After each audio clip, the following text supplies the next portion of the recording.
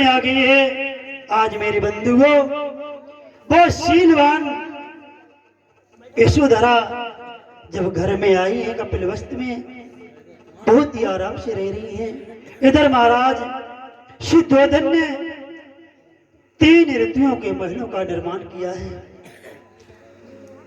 गर्मी का अलग महल था, बरसात का अलग था और सर्दियों का अलग था।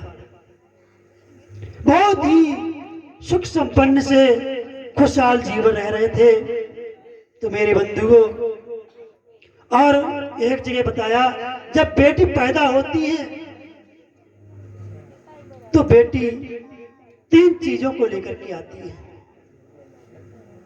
भले आप माने अथवा ना माने। वो 3 चीजें क्या है? जब कन्या का जन्म होता है उस दिन 3 चीजें साथ लाती है। बेटी की जब शादी होती है, भले ही तुम्हारे पास पैसा नहीं है, लेकिन जिस दिन तुम बेटी की शादी करोगे उस दिन कहीं न कहीं प्रयास करके उस दिन तुम्हारी जेब में पैसा होगा। कहते लक्ष्य, लेकिन बेटी पैसा।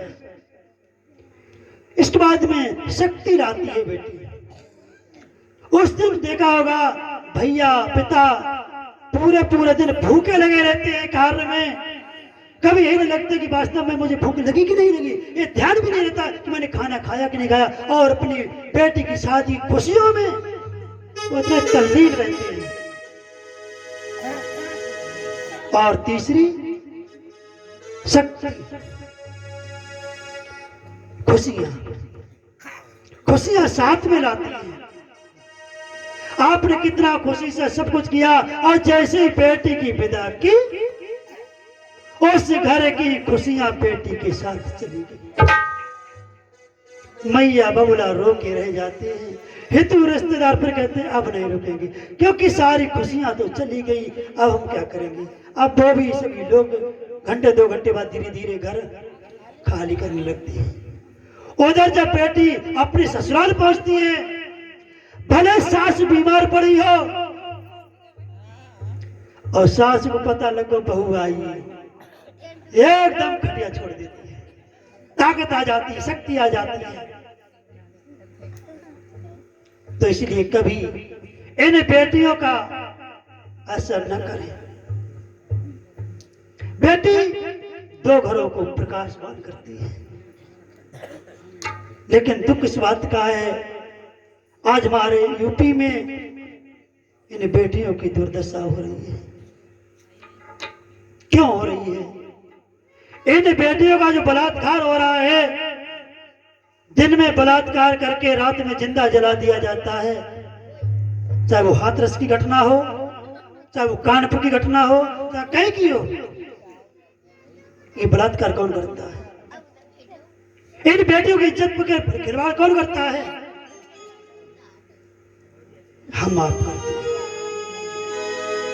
क्योंकि हम लोगों ने अपनी इंसानियत को खत्म करके अपनी लोक लज्जा को बेच दिया है, समाज का डर भय खत्म कर दिया है, संस्कारों को छोड़ दिया है, इंसानियत को खत्म करके हैवानियत को रूप धारण किया है। लोक लज्जा नहीं है, तभी तो मैं इन बहन बेटियों के साथ में बलात्कार करती हूँ। अरे अपनी बहन बेटी के साथ जब कोई ऐसा करता होगा तब तुम्हें कैसा लगेगा? इसीलिए बुद्ध का शीलों पर आधारित है। तीसरे शील में बुद्ध ने कहा था कामेषु मिच्छाचारा वीरमणि सिक्खपदं समादं। आगे बताएंगे व्रत क्या रहना चाहिए। आप लोग व्रत रहती ना, काय के लिए व्रत रहती है? कि मुझे सुख शांति मिले, मेरे घर में खुशहाली आए। लेकिन भूखी रहती हो, कुछ खाना भी नहीं खाती हो। लेकिन बुद्ध ने कहा ऐसा व्रत नहीं, वो व्रत नहीं कि पति जी भैया जी आज मैं व्रत हूं, 5 किलो सेव आने चाहिए। नहीं, असली व्रत बुद्ध ने कहा आपके लिए भी, आपके लिए भी। बहुत गहराई सुनना इस बात को। हंसी खेल मत ले जाना। बुद्ध ने कहा जो पत्नी अपने पति से संतुष्ट रहती है, जिस पत्नी ने व्रत लिया है, वो व्रत नहीं उपवास वाला, यह व्रत, मैं यह व्रत लेती हूं। बुद्ध ने कहा जो पत्नी अपने पति से संतुष्ट रहती है, व्रत लेती है, कहती है कि मेरा पति मेरे लिए मेरा पति है, वो कैसा भी है, गोरा है, काला है, लंगड़ा लूला, कैसा भी है, वो मेरे लिए मेरा पति है। गोरा काला सब बता दिया, जैसा कुछ है वो मेरे लिए मेरा पति है। जब ऐसे शुद्ध विचार तुम्हारे होंगे तो तुम कभी पर पुरुष गमन नहीं करोगी, अपने पति पर ही संतुष्टि रखोगी। आपके लिए बुद्ध ने कहा, भाइयों के लिए, आप भी व्रत रहते हैं, तो बुद्ध ने कहा जो पति अपनी पत्नी से संतुष्ट रहता है और उसने व्रत लिया है कि मेरी पत्नी मेरे लिए मेरी पत्नी है, वो कैसे भी है, गोरी है, काली है, लंगड़ी लूली, कैसे भी है, मैं अपनी पत्नी के सिवाय और किसी के साथ में दुराचार बलात्कार नहीं करूंगा, ऐसा मेरा व्रत है। मैं शांति सादगी सच्चाई से ये व्रत लेता हूं, दुनिया में मां बहन का दर्जा दूंगा। अगर ऐसे तुम्हारे शुद्ध विचार होंगे तो ये मेरी बहन बेटी कहीं घूम सकती हैं, चाहे आधी रात में जा सकती हैं। तुम्हारा दृढ़ संकल्प होना चाहिए कि मैं अपनी पत्नी के अलावा, उसकी शादी नहीं हुई तो उनको सोचना चाहिए मैं ये शरीर को पवित्र बनाए रखे रहूंगा, क्योंकि बुद्ध ने कहा था जीवन में पूर्णता प्राप्त करना ही धर्म है, अपने सड़ती नाती काया को पवित्र बनाए रखना ही धर्म है। दुनिया में कहीं धर्म नहीं है, धर्म कहीं दुकान पे नहीं मिलेगा, कहीं मेले में नहीं मिलेगा। अगर तुम्हारे शुद्ध विचार हैं इधर भी तो आप कहीं डोले, लेकिन गलत भावना है, क्योंकि आजकल हम लोग टच तो हैं, किस में टच है, ज्ञान में टच नहीं है, मोबाइल में टच है। मोबाइल टच का ले लिया, कहा सरसों खेत में देख रहे, क्या क्या तुम देख रहे हो इसमें, क्या तुम्हारा चल रहा है। जैसे तुम चित्र देखोगे वैसा तुम्हारा चरित्र बनता है। जैसे भले इमली नहीं खाई, अगर इमली यहां से दिखा दे खाओगे जरूर नहीं, लेकिन वहां से मुंह में पानी तो छूट ही जाएगा। तो इसलिए बुद्ध ने कहा हमें अपने संस्कारों के प्रति कभी गलत चित्रों को देखना नहीं है। बीज कभी अंकुरित नहीं होता है, चाहे वो गेहूं का हो, चाहे मक्का का हो, धान का हो, बखारी में दाव दिया कभी नहीं जमेगा। वो कब जमता है, जब वहां से निकाल करके खेत में डालोगे, खेत में नमी होगी तब जमेगा। उसी प्रकार लड़का लड़की कभी बिगड़ते नहीं, वो कब बिगड़ते हैं, जब वो ऐसे संगत में फंस जाते हैं, फिर उन्हें कोई बचाने वाला नहीं। इसलिए मैं कह रहा हूं पहले मुझे इस कसौटी पर चलना होगा। कहते कि लोग बहुत हैं, लेकिन मुझे बहुत ही सीखना है। तो इसलिए हमें संतुष्टि सादगी का पालन करके धर्म का पालन करना है।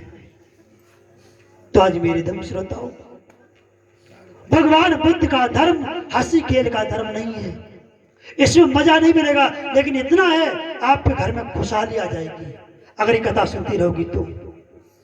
आगे बताएंगे सास बहू के कर्तव्य क्या है, बाप बेटे के कर्तव्य क्या है। यहां पर तुम्हारे सम्मान की कथा है, तुम्हें जीवन जीने का अधिकार मिलेगा। यहां दासी बना के नहीं रखा जाएगा, यहां तुम्हें वो पद दिया जाएगा, क्योंकि देश में आज सभी नारियों को पद दिया गया। कोई पद बाकी नहीं है जो मेरी माता बहनों ने नहीं संभाला, लेकिन हम लोग यहाँ घूंघट में रहते हैं। अगर तुम्हें प्रधान का पद मिल जाए, मुख्यमंत्री का पद मिल जाए, तो क्या मुंह झाके रहोगे। ये प्रथा कहां से आई? आगे बताएंगे। तुम्हारे साथ कैसा शोषण हुआ है, दुख इस बात का है, नारी को जीवन जीने की कला नहीं दी गई है, नारी को सम्मान केवल बौद्ध धर्म में दिया गया है। इतिहास उठा के देखिए, ये बातों को पता से नहीं है, संविधान पढ़ के देखिए, बहुत कथा सुना। तो आज मेरे बंधुओं, जब इधर दोनों लोग जो है घर में आ जाते हैं, आराम से रहने लगे, खुशहाली से जीवन जीने लगा है, उसी समय क्या हुआ है, धीरे धीरे समय व्यतीत हो गया है। तो रोहिणी नदी जो बह रही थी, उस समय सूखा पड़ा, बारिश नहीं हुई, लोगों की खेत की फसलें सूखने लगी। जब फसलें सूखने लगी तो मेरे बंधुओं, अब सभी किसान परेशान, पानी नहीं। जब नदी में पानी आया, जब नदी में पानी आया तो सभी लोग अपने फावड़ा लेकर के नदी पहुंच गए। इधर कपिल वस्तु के शाक्य लोग वो भी फावड़ा लेकर पहुंच गए, उधर कोली देवदेव के भी लोग, कोली लोग वो भी फावड़ा लेकर आ गए। कह नदी तो भाई बह रही है, पानी मैं लूंगा।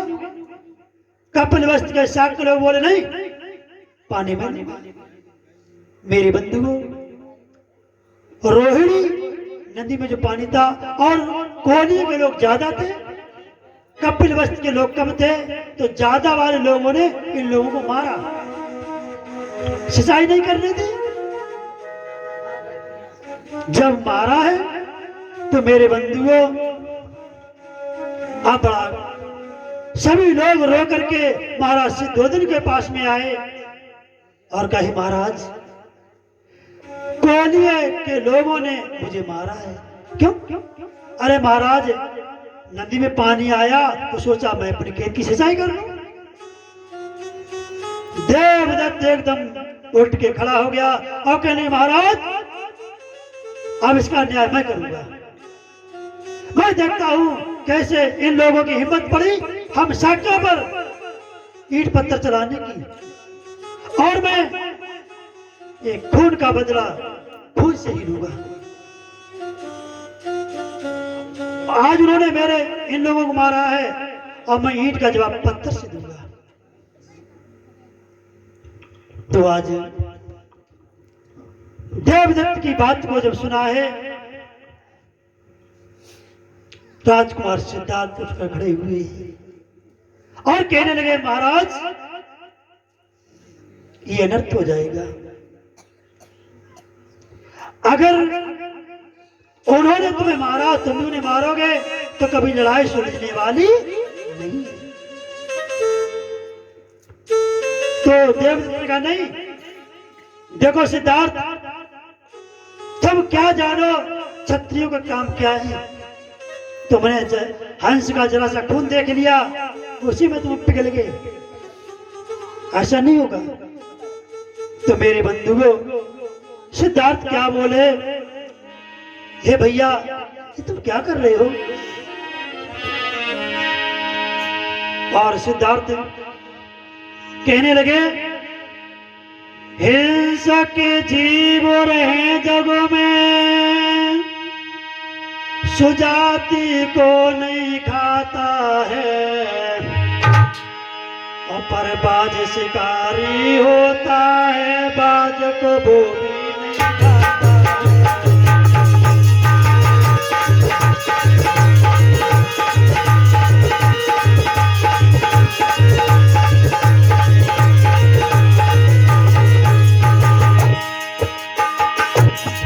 क्या बोले, हे देवदत्त मेरी बात सुनो।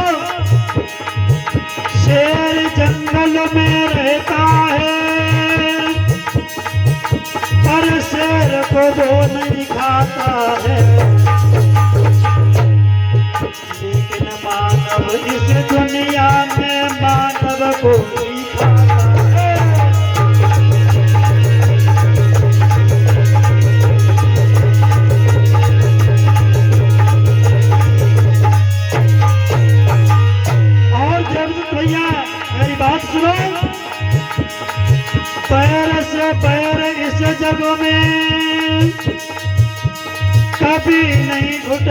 करता है। काजल का धब्बा काजल से वो कभी नहीं पूछ सकता है।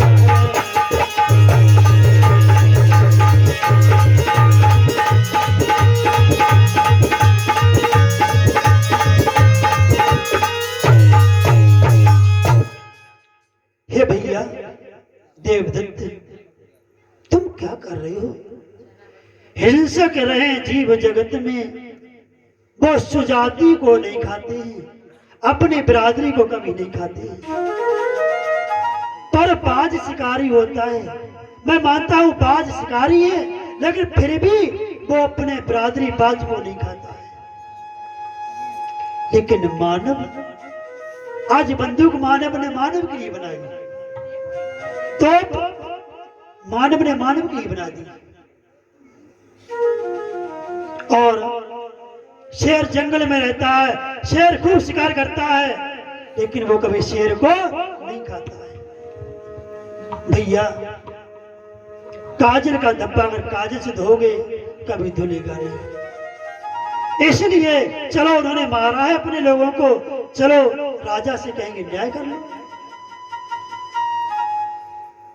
सिद्धार्थ की बात को सुनकर देवदत्त बोला, अरे तुम क्या जानो इन चीजों को, तुम्हें नहीं मालूम, अरे तुम घर में बैठो, चलो सभी लोग। आज जो है महाराज से 2 दिन ने सोचा, अगर मैं तुरंत निर्णय लेता हूं और देवदत्त कहने पर मैं युद्ध करता हूं तो यहां पर महासंग्राम हो जाएगा।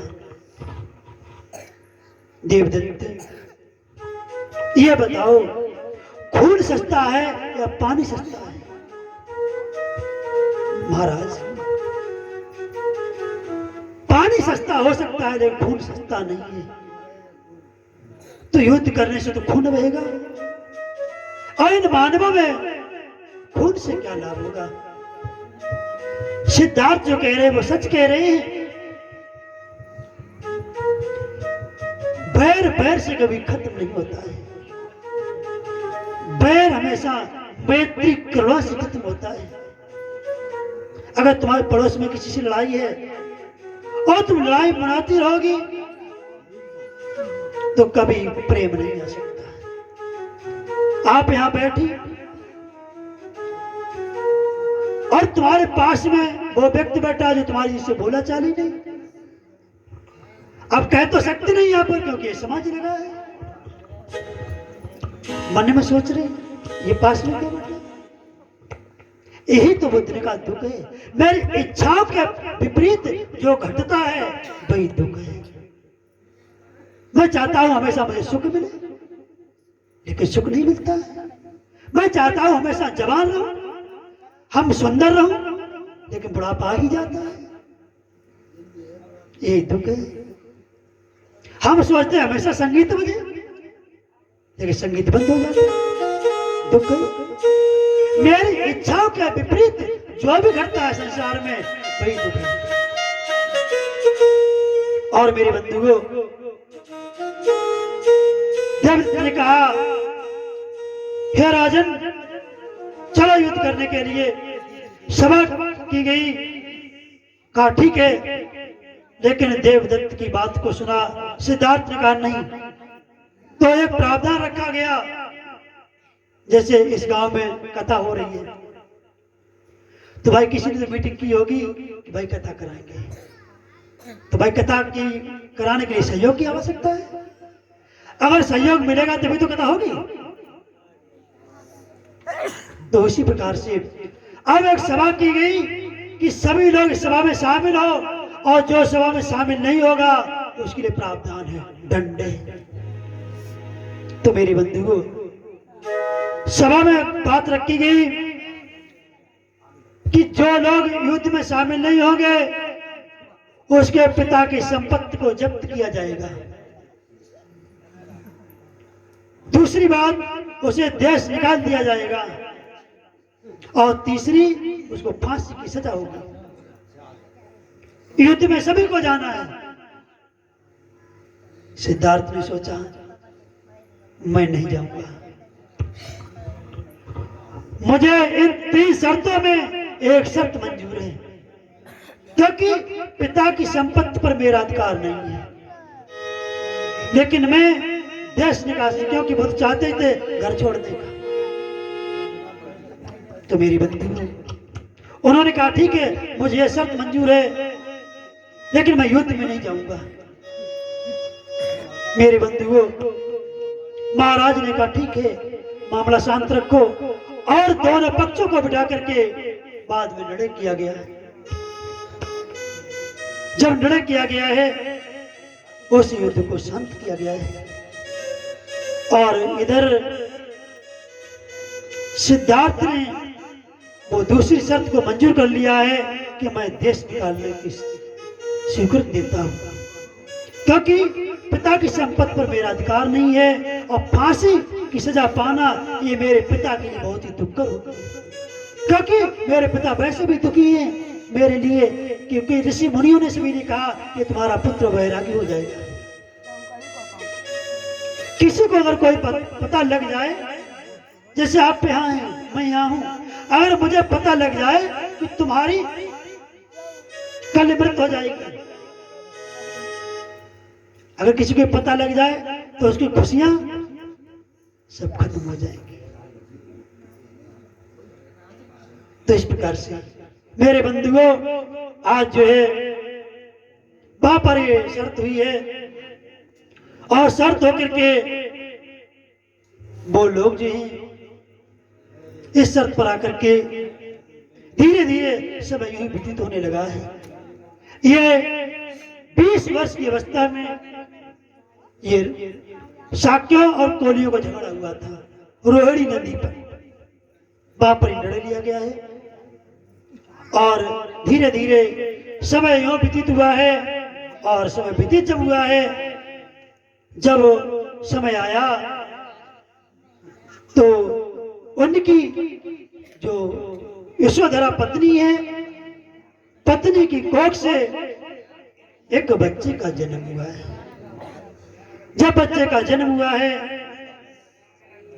उसमें राजकुमार सिद्धार्थ अपने पिता के बगीचों में थे। जब वो बगीचे में थे तो एक सेवक भाग करके गया है और कहने लगे, हे सिद्धार्थ, राहुलो जातो बंधनक जातो, कि आपके घर में पुत्र लाभ हुआ है। राहुल शब्द से राहुलो जातो बंधनक जातो, राहुल पैदा हुआ है, यानी बंधन पैदा हो गया है।